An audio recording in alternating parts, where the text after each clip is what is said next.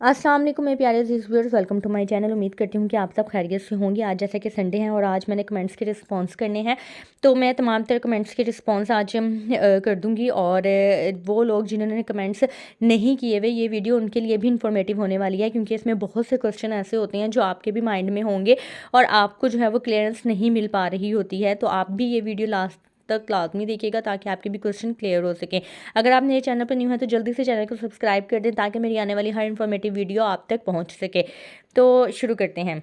अच्छा, सबसे पहले जो है वो वकार नुमान ने किया हुआ है कि ma'am please suggest me the HBL current account which doesn't have minimum balance requirement, account maintenance fees and hidden charges. अच्छा, ये मैं वकार आपको गाइड कर दूं। मैंने जैसे ही आपका कमेंट आया था मैंने सर्चिंग शुरू की थी और HBL के जो है वो तमाम करंट अकाउंट्स और सेविंग अकाउंट्स का मैंने देखा था, लेकिन उनके जो है वो 90% अकाउंट्स के अंदर जो हैं वो मेंटेनेंस चार्जेस हैं कि मेंटेन रखने की उन्होंने इवन के सेविंग अकाउंट में भी मेंटेनिंग बैलेंस की कंडीशन रखी हुई है। इसके ऊपर जो है मैं इंशाल्लाह वीडियो भी बनाऊंगी। जैसे मैंने मिज़ान बैंक के तमाम तर सेविंग अकाउंट्स की एक ही वीडियो में डिटेल बताई हुई है, बेसिक इन्फॉर्मेशन। इसी तरह मैं HBL के भी सारे करंट अकाउंट की बेसिक इन्फॉर्मेशन के साथ वीडियो बनाऊंगी।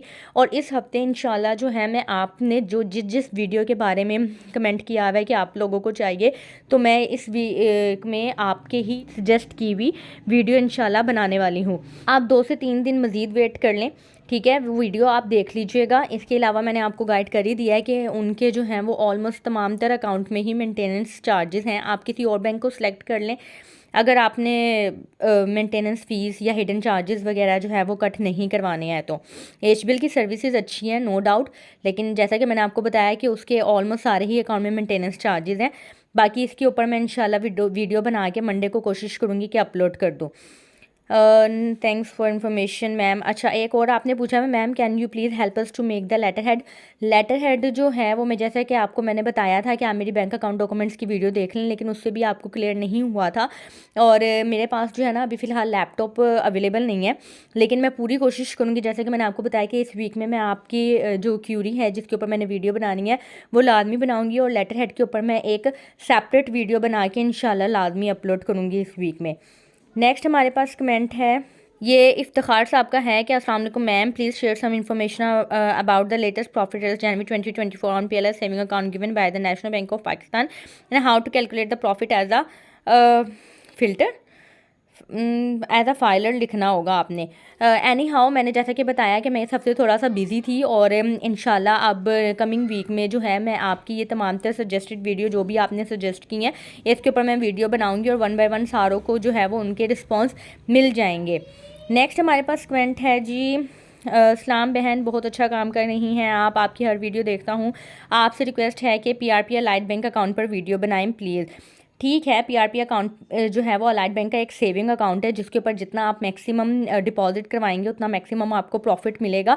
इसके ऊपर भी मैं कंप्लीट वीडियो बनाऊंगी इंशाल्लाह इसी वीक में, तो बस आप इस वीक वेट कर लें। इस वीक में 1 बाय 1 आप तमाम तर लोगों की जो है वो सजेस्टेड वीडियो अपलोड होने वाली हैं। नेक्स्ट हमारे पास कमेंट है जी, सरदार खान का UBL के डिपॉजिट फॉर्म फिल करने का तरीका, डिपॉजिट फॉर्म लेकर वीडियो बनाओ। UBL के डिपॉजिट फॉर्म में बहुत ज़्यादा इन्फॉर्मेशन रिक्वायर्ड होती है। अच्छा, ये मैं आपको बता दूं कि डिपॉजिट फॉर्म जो है यानी कि डिपॉजिट स्लिप जिसे कहते हैं, तो कैश डिपॉजिट स्लिप ऑलमोस्ट तमाम तर बैंक्स की जो बेसिक्स होती हैं वो सेम ही होती हैं।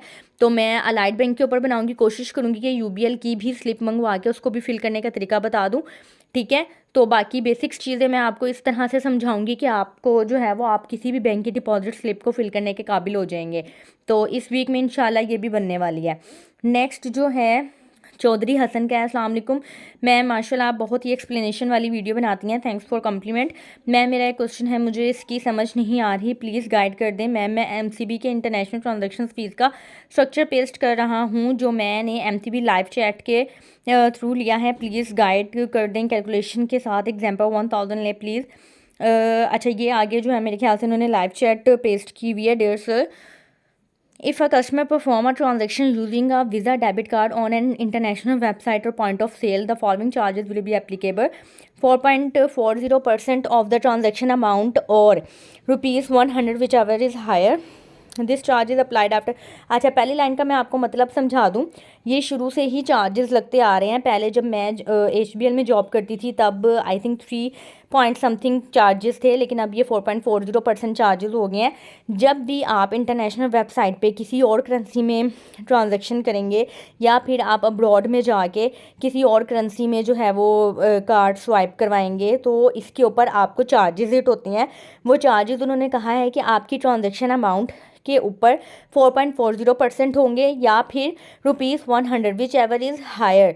यानी कि अगर आपकी ट्रांजैक्शन अमाउंट, अब जैसा कि आपने कहा कि 1000 रुपये जो हैं वो एग्जांपल ले लें, आपने 1000 रुपये की कोई चीज़ परचेज़ की है इंटरनेशनली, ठीक है, तो यानी कि किसी और करेंसी में ली है और किसी इंटरनेशनल वेबसाइट से, तो उसका जो है वो आपने 4.40% निकालना है। इसकी कैलकुलेशन मैं आपको बता देती हूँ।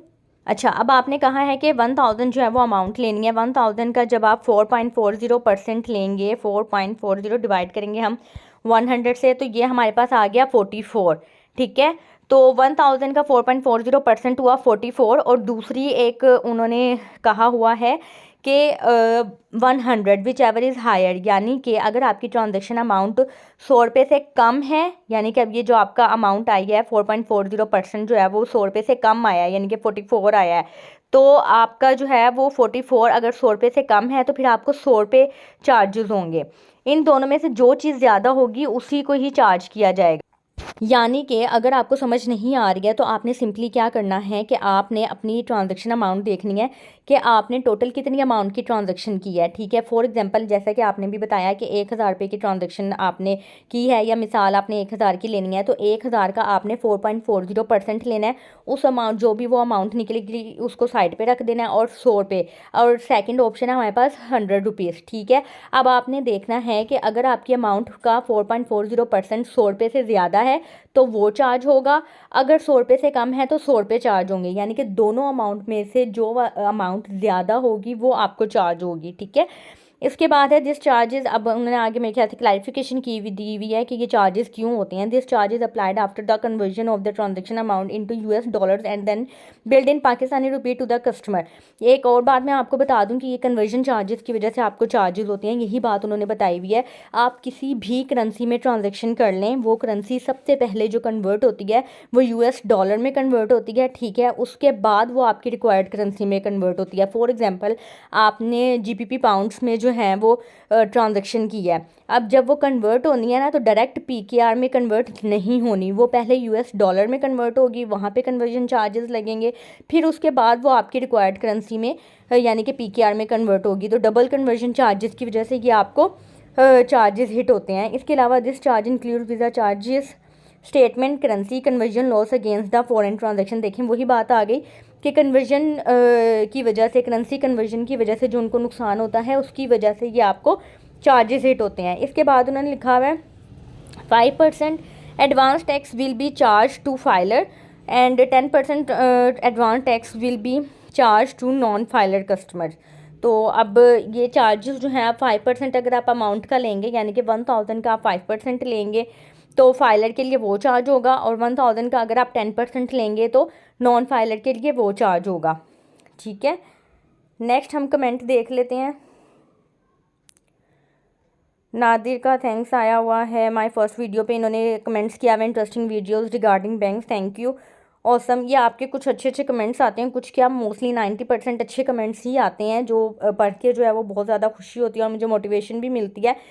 अच्छा जी, लास्ट में एक और है कि अच्छा वकार नुमान का, इनका तो मैंने आंसर कर दिया है HBL के करंट अकाउंट का। अच्छा जी, ये एक नवाब साहब का कमेंट आया है कि मेरे पास HBL करंट अकाउंट है जिसमें 55 लाख और मैं पाक से बाहर रहता हूँ, मैं चाहता हूँ पैसे की दिन ब दिन कदर गिरती जा रही है। सवाल यह है कि HBL इस्लामिक से बेस्ट सेविंग अकाउंट कौन सा होगा और प्रॉफिट जो है वो 15+ हो, 15+। दूसरा सवाल, मैं पाक से बाहर हूँ तो जो अकाउंट ऑनलाइन ओपन हो जाए।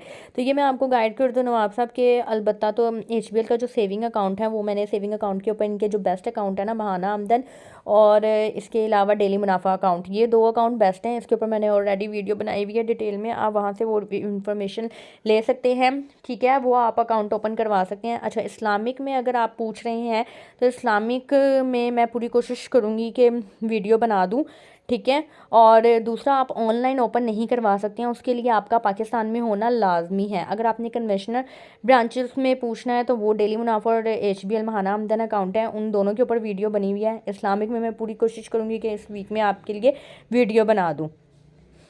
इस दफ़ा जो है वो क्वेश्चन कम थे, लेकिन आपने वीडियो की सजेशंस बहुत ज़्यादा की हुई थी कि ये जो है वो वीडियो बनाएं। लेकिन इंशाल्लाह जैसे कि मैंने आपको बताया 3 से 4 वीडियो इकट्ठी हो गई हैं। एक अलाइड बैंक का PRP अकाउंट है, NBP का PLS सेविंग अकाउंट है जो आपने रिक्वायर्ड किया है। इसके अलावा लेटर हेड, HBL के करंट अकाउंट और 5वां है डिपॉजिट स्लिप। तो इंशाल्लाह 1 बाय 1 मैं इन सारों पे इस वीक में आपके ऊपर वर्किंग करूँगी और इन सारी वीडियो को एक्सप्लेन करके जो है वो अपलोड करूँगी ताकि आपको कोई मसला मसाइल ना हो। इसके अलावा भी अगर आपको कोई क्लियरेंस चाहिए, कोई भी क्वेश्चन है तो आप मुझे कमेंट बॉक्स में पूछ सकते हैं। अगर आपको वीडियो पसंद आई है और आप मेरे चैनल पर न्यू है और आपने वीडियो को इस टाइम तक देखा है तो काइंडली मेरे चैनल को सब्सक्राइब कर दें ताकि मेरी आने वाली हर वीडियो आप तक पहुँच सके। अपना ख्याल रखिएगा, दुआ में याद रखिएगा। मुझे इजाज़त दें। अल्लाह हाफ़िज़।